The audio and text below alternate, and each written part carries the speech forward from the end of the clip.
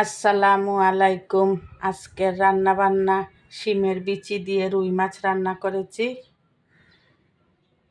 আর লতি চিংড়ি দিয়ে শুটকি দিয়ে রান্না করেছি। এই আর টমেটোর টক, পুঁটি মাছ দিয়ে টমেটোর টক রান্না করেছি। টমেটোর টক একটু কম ছিল, সাথে জলপাইও দিয়েছি। আর এটা হলো রূপচাঁদা মাছ ভাজা। রূপচাঁদা মাছ বড় ছিল, স্লাইস করে নিয়েছি। আর লাউয়ের খোসা, লাউ কালকে খেয়ে ফেলেছি, খোসা আজকে ভাজি করলাম, অনেক মজা লাগে খেতে ডিম দিয়ে। এই হলো আজকে দুপুরের আমাদের খাওয়া দাওয়া। লাইফস্টাইল উইথ বউ শাশুড়ির পাশে থাকবেন, আমাদের জন্য দোয়া করবেন। আল্লাহ হাফেজ। আসসালামু আলাইকুম রহমতুল্লাহি ওয়া বারাকাতুহু।